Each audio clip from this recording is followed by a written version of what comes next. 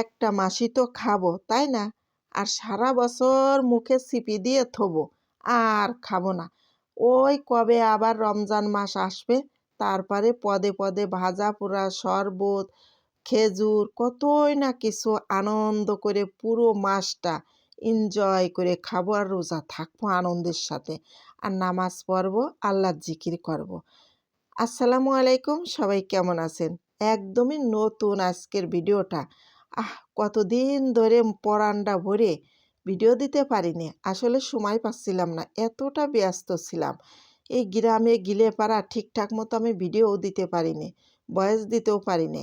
তা আজকে চলে আসলাম বাড়ি। আসার পরে মনে করলাম যে আজকে একটু ভিডিও দিই।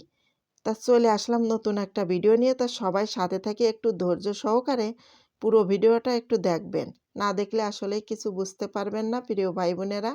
তাই যে রমজান মাসে রান্না বাড়ার ডেউটি উঠে যায়, কারণ বেশি বেশি রান্না করতে হয়, খাইতেও হয়। আহ এই মাসেই তো খাবো। ওরে বাবা, তর করে চলে গেলাম বাজারে। আপনার বাইরে বলছিলাম আমারে মৌ আলু আইনে দিতে, ওরে আল্লাহ কানের ফুটোর মধ্যে যায় না।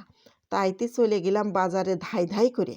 যাইয়ে দুই বুড়ো বুড়ো পাতাকপি নিয়ে চলে আসলাম, যে কিনে রাখি ভাজি করে খাবানি। আর মৌ আলু খাইতে মন চাচ্ছিল, তা বড় বড় মৌ আলু কিনে নিয়ে আসলাম, মাটির তলের মিষ্টি আলু যারে কয়, তোমরা চেনো না? তা এইবার পাতাকপি ধুয়ে দিলাম।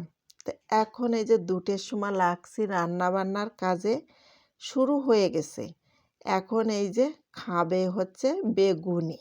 তা বেগুন কাটতেছি। আল্লাহ, এবছরে দেখছি বেগুনের দাম কম, কারণ কি কিছু তো বুঝতে পারছি না। ও বছরে কিন্তু বেগুনের বড় দাম ছিল। ওরে বাবা, 100 টাকা করেও কেজি ছিল, 150 টাকা করে। এবার দেখি 40 টাকা 50 টাকা কেজি, কত দাম কম। এই দেখো, আমারে সবাই বলে সংসার করে খাইতে পারে না, একটা ডিম 6 খণ্ড করেছি, ডিমের চপ খাবে। তাহলে আমি সংসার করে খাইতে পারে না, খাইতে পারে কি রে? তো দাদি, তো দাদি সংসার করে খায় না, তো নানি সংসার করে খায়, বল দিনি। আমি এত কৃপণতা করি, তারপরও কয় যে সংসার করে খাইতে পারে না, আমার সংসারটা গ্রাস করে খেয়ে ফেললো গিলে গিলে, এমন কথাও কয়।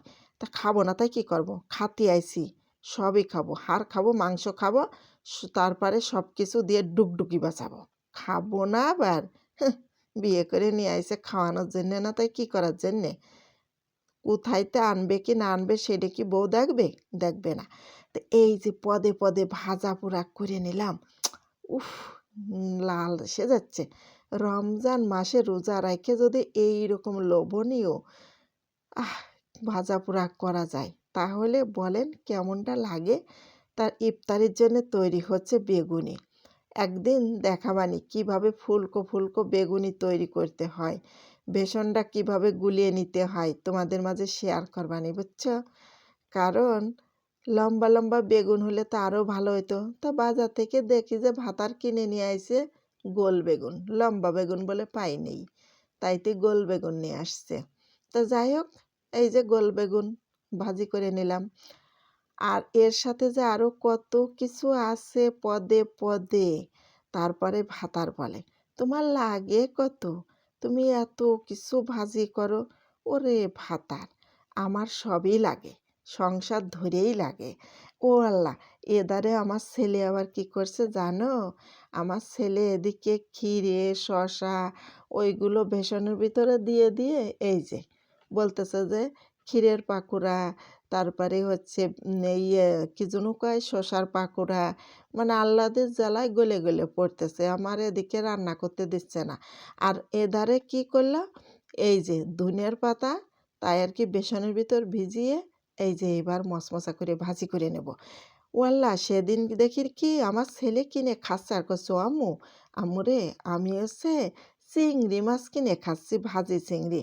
আমি বলছি, দূর বলদ ছেলে পেলে, আমার পেটে জন্ম নিয়েছে, এগুলোকে চিংড়ি মাছ? তা এই যে আমি আজকে ভাজি করে দিলাম, নে তোরা খা, পরানটা ভরিয়ে খা।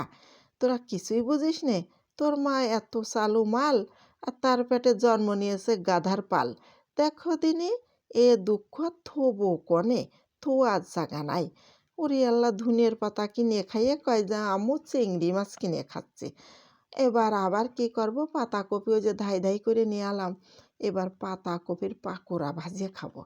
তা বলতেছিল যে পাতাকপির পাকোড়া মজা লাগে। তা নে এবার পাকোড়া ভেজে দিছি, ছোলা বুনে দিলাম, কত কিছু পদে পদে তৈরি করে দিছি। তা রেডি হয়ে গেছে, এদিক থেকে আজানের সময় হয়ে গেছে কথা বলতে বলতে। তা সবাই ভালো থাকো, সুস্থ থাকো, আমার জন্য দোয়া করো, ইফতারের টাইম হয়ে গেছে। তা চলে গেলাম।